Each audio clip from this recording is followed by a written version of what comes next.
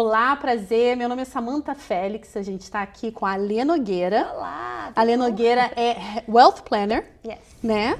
E ela mora aqui em Orlando. Quanto tempo que você mora aqui em Orlando? Aqui 5 anos em Orlando, mas viemos de Boca Raton, 5 anos em Boca Raton também. Você nunca teve a experiência de ir para outro Viemos estado? direto para Flórida. Já teve a curiosidade de ir para outro estado? Já, a gente tem, na verdade, muito interesse de um dia, quem sabe, o Texas. A gente acha muito interessante. Ah, o Texas. Nunca o frio? Possibilidade. Não, de Não. jeito nenhum. Minha pele no frio não bate. Não combina. Não mete. E quando que você teve esse sonho de... Foi um sonho seu ou foi do sonho do seu marido? Sempre meu. Sempre seu? E o seu marido foi no embalo? Foi, o sonho dele nasceu comigo. Quando você botou o pé aqui, era isso que você queria? Você estava certa? Total. Eu cheguei, o pessoal fala, né? Você se adaptou? Como é que foi a adaptação? Gente, eu me adaptei no dia que a gente Botou fechou o as pé. malas, fechei o apartamento, tô pronta, vamos embora. E eu sei que você tem 3 filhos aqui, né? É. A pequenininha nasceu Eu aqui. cheguei com 2.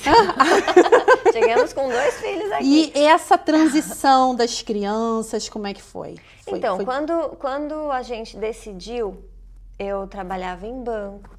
Aí as crianças nasceram, né? Eles são bem pertinhos um do outro, nasceram. E aí eu comecei queria aprender outras coisas, festinha infantil. Eu sempre sonhei em ter um buffet infantil em São Paulo. Jura?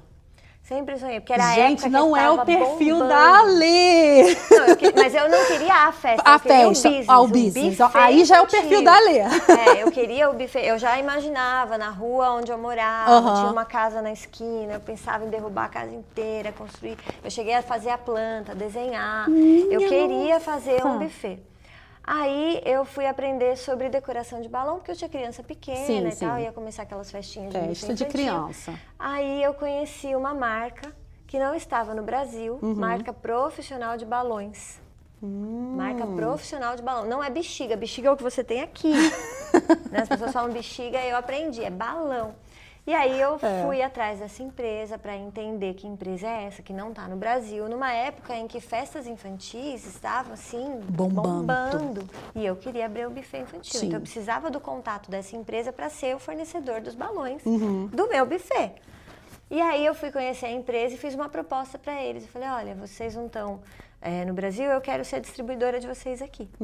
E aí o cara era brasileiro, o diretor da América Latina, ele era brasileiro, morava aqui. E ele falou, faz um business plan. Eu falei, tá bom. Fiz o business plan, apresentei para eles, fiz com o Raul o business plan, né? Porque fazia tudo, a gente fazia meio junto. Aí eles gostaram e perguntaram se eu queria ser contratada. Olha! Aí eu falei, claro! Tirei licença, uma licença sem justificativa. Sim, né? sim. Você pode tirar até 2 anos de licença. Tirei essa licença e fui trabalhar. Foi explorar. A gente abriu uma base em Jundiaí, aprendi a fazer toda a importação de produto, a nacionalização, né? O Inmetro Que maravilha! dos balões. Eu aprendi a fazer toda essa parte super detalhada, né? Chata mesmo. Sim, Cálculo de sim. imposto. Nossa, o balão chega num preço, mas vai pro consumidor super mais caro por causa do efeito cascata do imposto. Mas eu fiz tudo isso. E depois de e nesse processo de levar a empresa para o Brasil, eu vinha muito para cá, para a base que ficava em Kansas, fica em Kansas City. E aí eu vinha...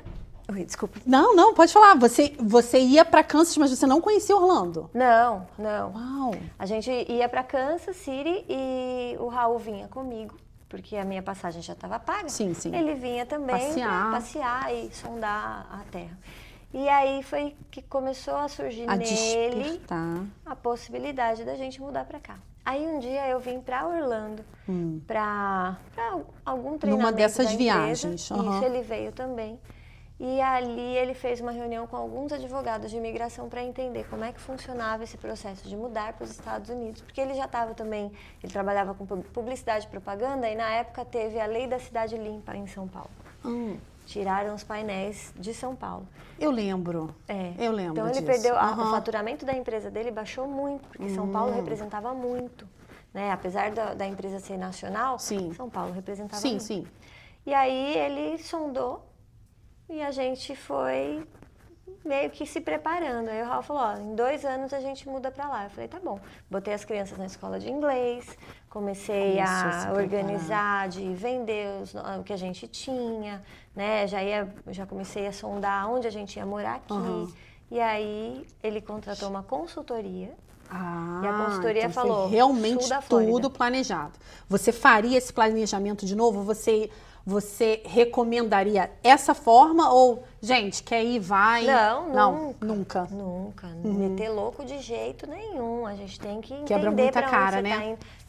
É muita frustração. Muita. Porque Porque mesmo assim a gente tem frustrações. Tem, você vem cheio de expectativa, você já vem com um monte de profissionais te ajudando, Sim. te orientando. Você tem uma rede Uma de rede de suporte que você apoio. pagou. Sim, Eu paguei sim. por essa rede de suporte, mas eu paguei. Mas você vem cheio de expectativa e aqui você se frustra. Se frustra Lógico. porque não era como você imaginava, ou as coisas mudaram da forma como te falaram que ia ser. As coisas mudam e às vezes nem é culpa de quem você contratou, é porque as coisas mudam. Claro, Né? claro. Então, com certeza. Agora, o que eu mudaria?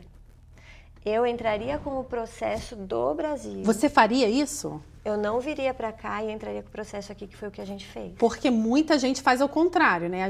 O brasileiro, ele tem essa mentalidade de vir pra cá com visto de turista e aí, mesmo já sabendo que quer morar aqui, vem pra cá. Esse Você eu também não faria. Não, também não faria. O que nós fizemos, a gente veio para cá com uma proposta de montar um negócio. Na época era o L2, o número do visto, o nome do visto. E a gente veio com essa proposta, abriu o business, contratou americanos, tinha um projeto de expansão. E aí a gente deu entrada no visto. Aí foi 7 anos. Foram 7 anos na expectativa por receber a aprovação do nosso Green Card. E nesse meio do caminho não foi aprovado, porque o advogado não deu entrada no Green Card, ele pediu renovação de visto. Foi assim. Uma frustração atrás de frustração.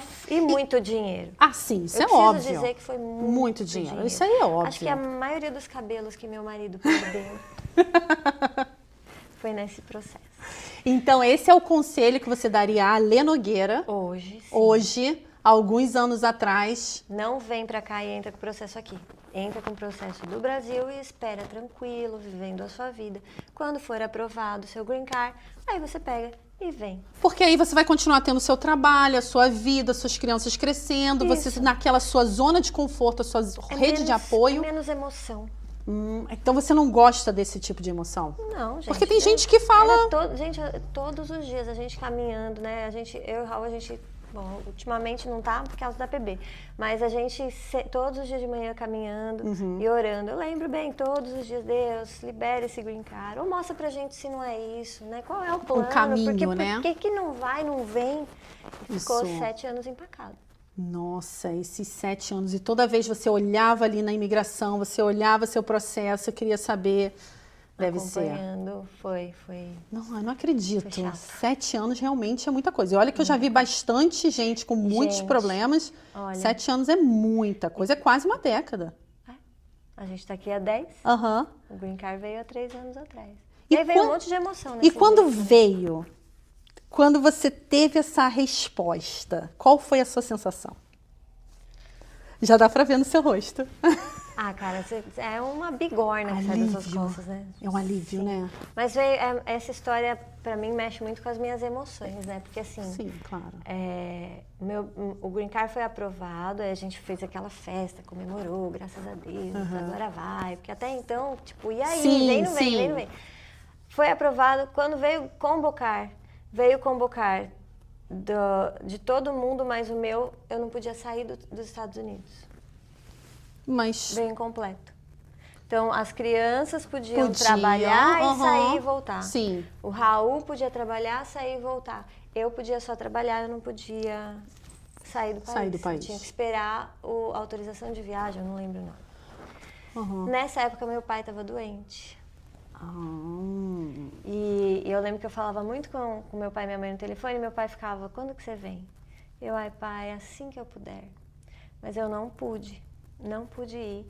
E aí, ele faleceu. Ele ficou muito, muito mal. Minha mãe e minha irmã lá, isso vai me apertar. E aí foram pro hospital e 2 dias depois, meu pai ficou firme, não queria ir pro hospital de jeito nenhum. 2 dias depois ele faleceu e eu não podia ir. Então eu participei do velório daqui, online. 2 semanas depois chegou meu green card. Uau. Foi. Tem mais história triste. Mas depois disso, 2 semanas depois eu recebi meu green card, mais umas 2 semanas eu descobri que eu estava grávida.